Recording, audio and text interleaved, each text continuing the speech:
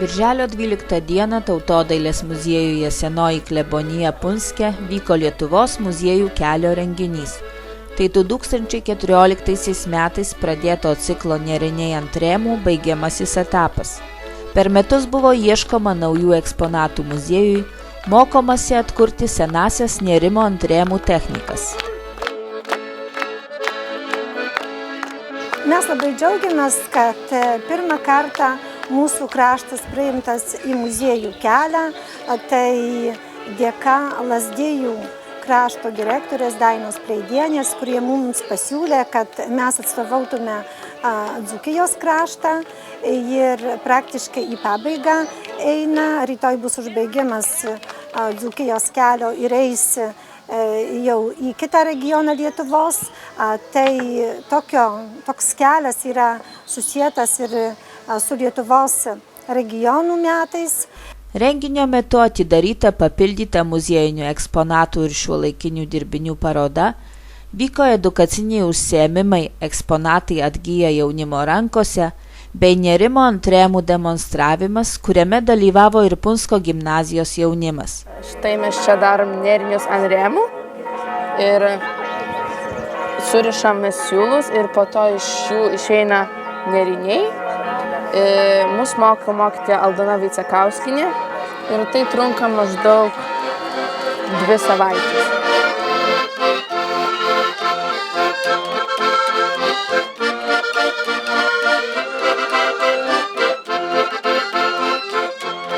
Mes šiame renginyje norime parodyti tai, kur nelabai yra daug eksponatų Lietuvos muziejuje. Ir tai, kas mūsų kraštui buvo būdinga ir yra būdinga, tai būtent nėriniai ant rėmų. Pirmi eksponatai į muziejų yra patekę jau per pirmąją tradicinių audinių parodą, tai 1996 metais. Toliau, kaupiant eksponatus, buvo renkami ir šitie nėriniai ant rėmų, tai staltiesės, užtiesalai ant kuperų, ant lovų, staltiesėlės, kilimėliai. Ne visi eksponatai turi savo metus. Vienas eksponatas turi užrašą, kad tai yra 1901 metai. Ir manom, kad tokio tipo eksponatų yra ir daugiau.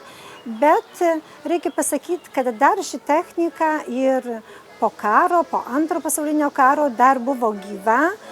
Tik tai šiuo metu galime sakyti, kad jau nėra gyva ir populiari seniausių audėjų ar seniausių moteriškių rankose. Aš siuvinėju ant rėmų. Išnerta tinklelis ir aš siuvinėju dabar tokias tulpes.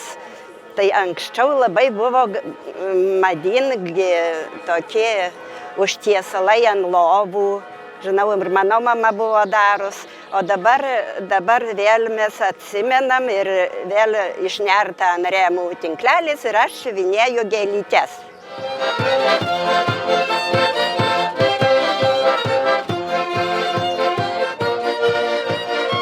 Mes besidžiaugdami tais gražiais eksponatais ir juos eksponuodami, pamanėm, kad reikia pabandyti atkurti. Ir tai, ką šiandien mes čia matome, tai įvairiausios technikos yra jau atkurtos ir paprastas nėrimas ant rėmų. Jį išmano jau Punsko gimnazijos mokinės, kurios pusmetį, sakyčiau, prie šito dirba. Ir sudėtingesni raštai ant rėmų, kurie sudaro ratus ir ne tik tai. Ir taip pat siuvinėjimas jau. Siuvinėjimas yra šiek tiek kitoniškas negu eilinis. Tai čia va ir mūsų Veronika ir nauja mūsų bendradarbė Audronė. Ir daugiau yra, kurie šį siuvinėjimą jau irgi išmano.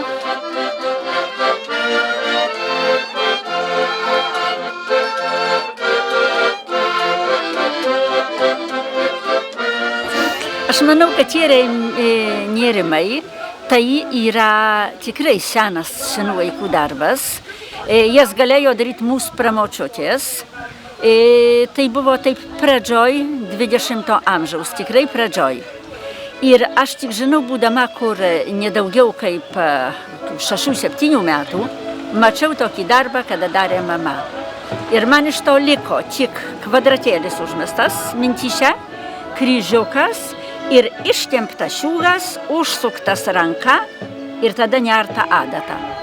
O paskui buvo labai didelis noras padaryti tą, ką jaučiausi kalta, kad praradau. Nes mama man davė, o aš neėmiau. Buvau, matyt, nepriaugus psichiškai dar, kad tas gražus, kad to reikia. Paskui labai gailėjausi. Ir 2 metus dirbau pati, tik po 2 metų pradėjau vesti užsiėmimus jau mūsų projekte.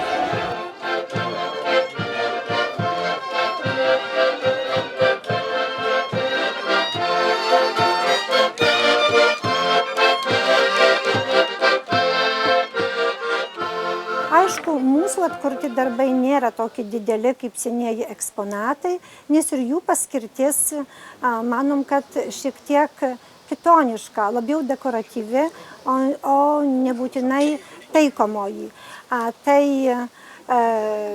mes labai norėjome, kad šitą turtą mūsų pamatytų ir mūsų mokinukai.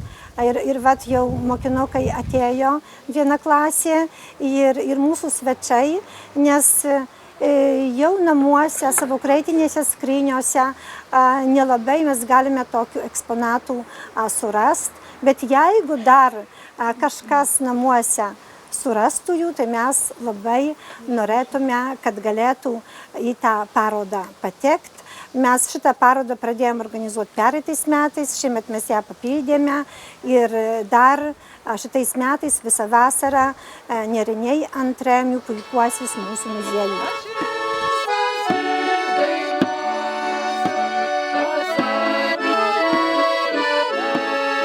Šventėje koncertavo Lenkijos lietuvių etninės kultūros draugijos folkloro kolektyvai Šalcinukas ir Saulalas.